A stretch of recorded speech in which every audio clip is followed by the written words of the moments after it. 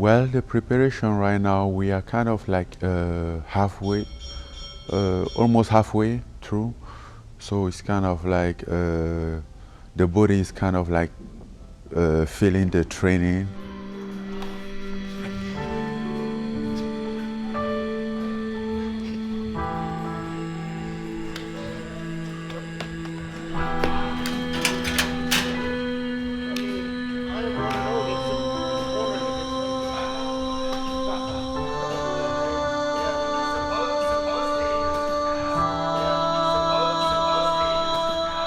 It'd be a fun day, and the Hall of Famer's coaching. So, nothing better than when Randy comes in and coaches. It's always something to think that with Randy, he covers things and does things, and every time he comes into class, it always shows one little thing that you never think of, and it could ultimately change the game for you. So it's always great having the Hall of Famer in here coaching.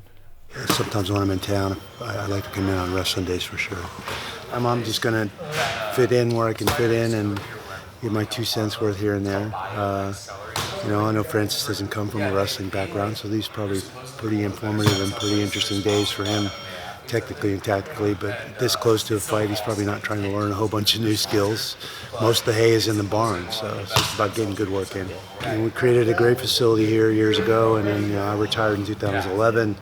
Eric, Ryan, Dennis Davis, obviously Robert Paulus was here for quite a while too in that period after I kind of stepped down and wasn't grinding out camps here anymore. So they've created a whole new environment and a whole new crew, and it's a great crew. We do a great job in here. Great workout partners. We generally have 30 to 40 guys here every day, so that's a good deal. You need workout partners. You gotta train with the best if you want to be the best. So. I think fighting was something that I loved since I was a kid. I was maybe 4 years old. My dad had a poster of Rambo in his room.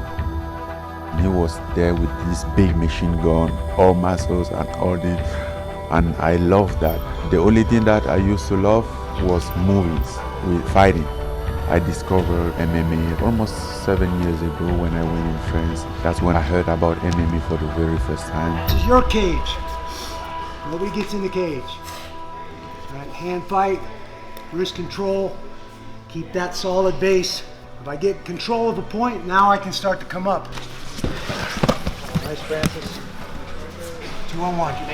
Putting that hook in, pulling him over. Your body language says a lot about how that round might have gone, especially had you won that whole round and maybe that last minute or two didn't go your way, and you're kind of peeling yourself off the mat and walking back to the stool. Judge, watch him next time you're at a fight, right? Watch the judges and see them the whole time. Oh, they sit down, then they score, and then they turn it in. How you present yourself to these judges, you got to be a really good actor at something. And my opponent. My opponent is watching me too, and he's reading. I tell, it's just like playing poker. All the way through around his hip. Yes. Third round. I'm standing there like this, and he's doing the same thing. He's got his hands on his knees, and he's looking at me. And I made myself stand up, and I smiled at him, and I started moving, and I saw his face drop, and I knew that was it. The fight was going to be over. And 45 seconds later, it was exactly what happened.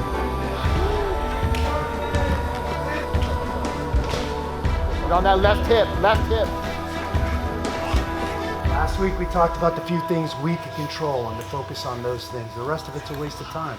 Can't control my opponent, can't control the referees. There's a lot of things we can't control in this sport.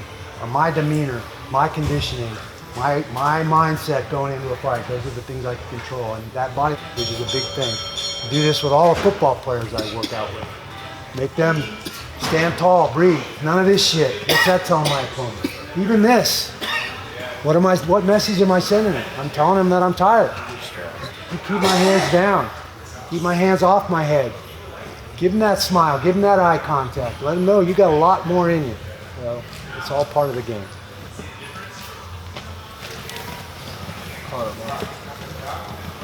Stream on 3. 1, 2, 3, stream! Good job. Good job.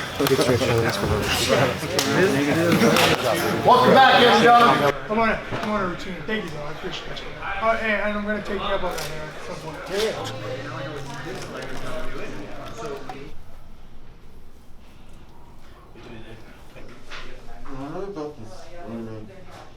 loosened it yesterday, huh? It's running better. Okay.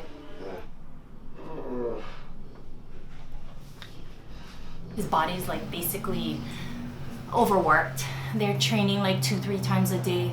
So with deep tissue, in this case, we're going deep tissue because it breaks the fibers down and it rebuilds stronger. He has a lot of trauma to his body. If you notice all the fighters, they're in a lot of pain from getting hit and the abuse they put on their bodies. So we're just repairing their body.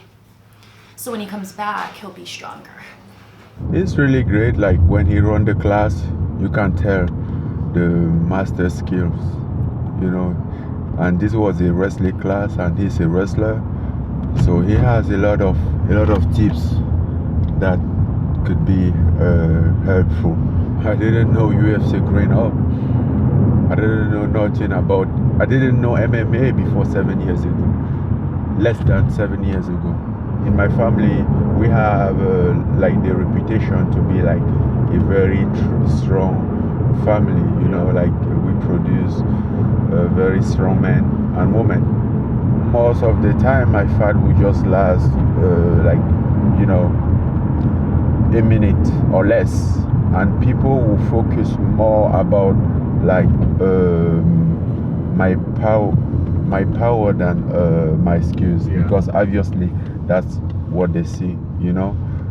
Besides that, they don't see the fact that you're training or improving on your grappling, on your wrestling. They can see that when you knock somebody out in a 25 second, you know, 45 second. When I go back home, I will still kind of like hang out with the same people, the same friend, in the same area that I been to, and that's the place that allowed me to understand like how far I came, you know. Nothing is impossible as long as you really believe it and trust yourself. Do you think it's your destiny? Do you think it's your birthright, your destiny to My be? friend, you have to make your destiny. Yeah. You can't stick around and then stuff just happen because it's your destiny. Yeah. Even when you beg to God, you have to prepare yourself to receive.